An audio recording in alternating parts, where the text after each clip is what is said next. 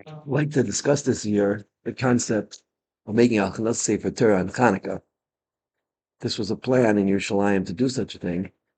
And there was a lot of back and forth between different individuals, and decided to look into the makor, to the source of the whole concept of Sefer Torah, Hachnasas Sefer Torah, and what is it coming to express, and when's the best time to make Hachnasas Sefer Torah? So surprisingly enough, I found out as follows. When was the first Hachnasas Sefer Torah? Chazal tell us that it was actually by Moshe Rabbeinu. Moshe Rabbeinu, on the day he died, the Chachamim tell us that he wrote a Sefer Torah, and he was planning to give it to Shevet Levi, and the rest of Klal Yisrael got very upset. He said, "What's going on here? Only they got the Torah. We also want the Torah." So it says on that day, Moshe Rabbeinu was incredibly happy. V'sameach Moshe al Adarim. Hayom hazeh nil am. Today is the day we become a nation. The day that the entire Jewish people protested.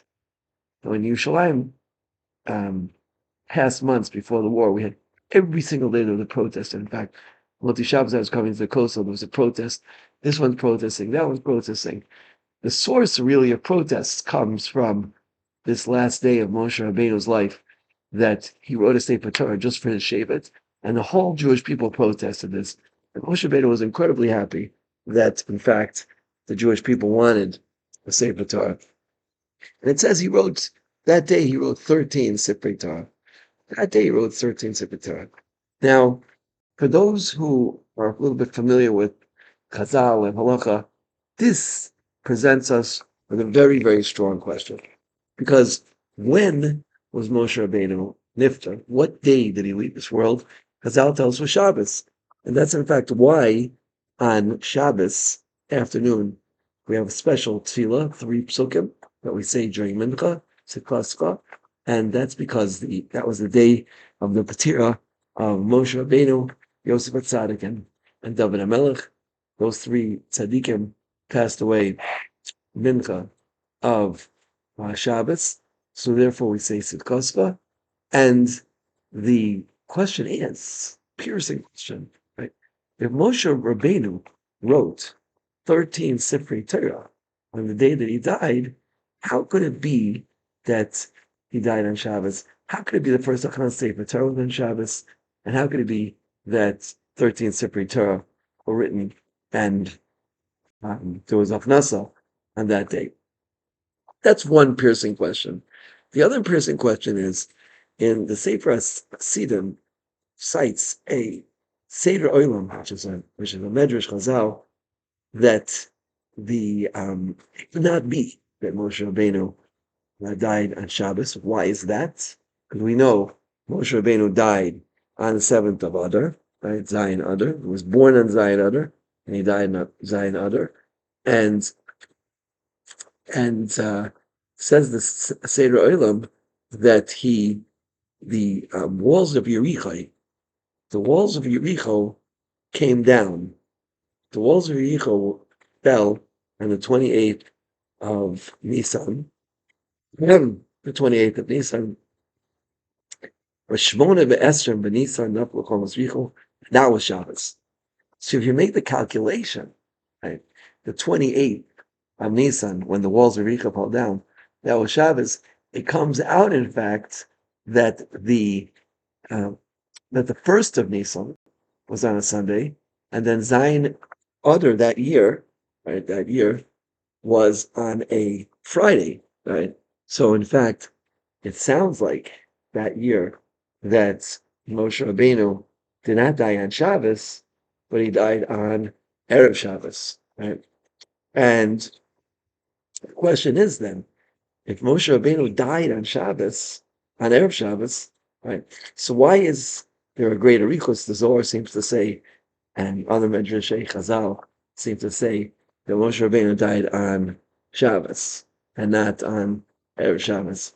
So comes along the Sefer Rokeach, one of the great Rishonim, and he was also a big Makubal, and he says as follows. He says that there's 2 stages of death. 2 stages of death. that the first stage is that a person's mazel is nifter. A person's mazel is nifter. And when a person hits that point, then more or less he is considered to be spiritually dead.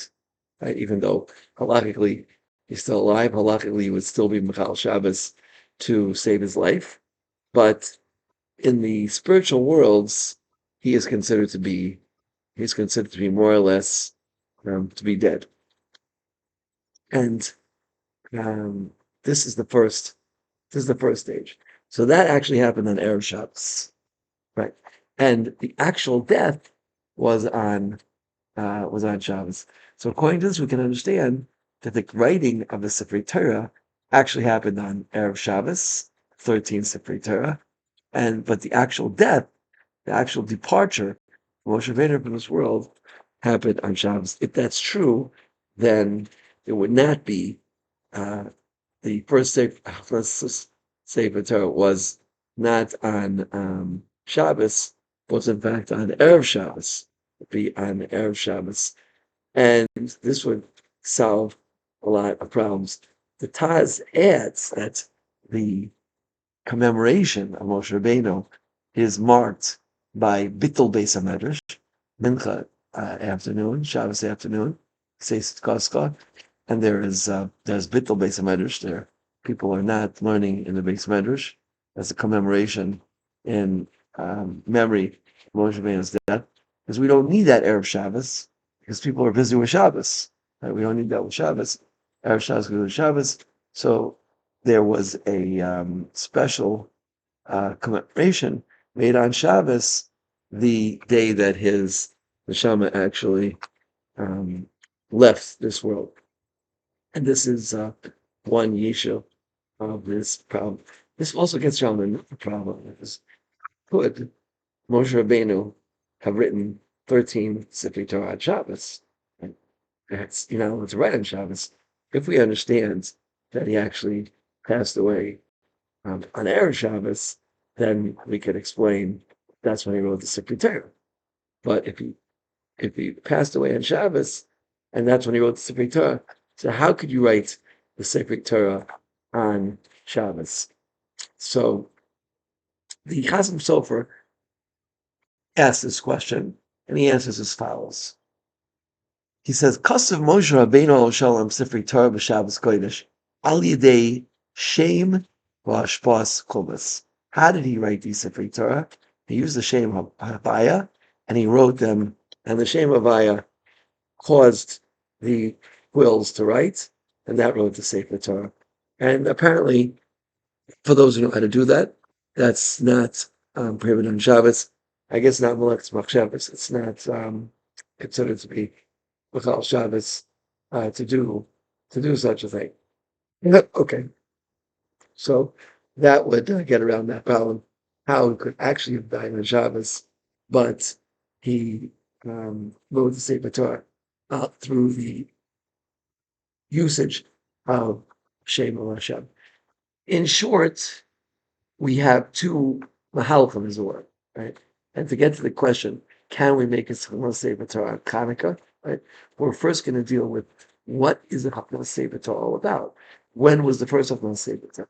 It seems from Chazal that there's two ways to deal with this question, two answers to the question.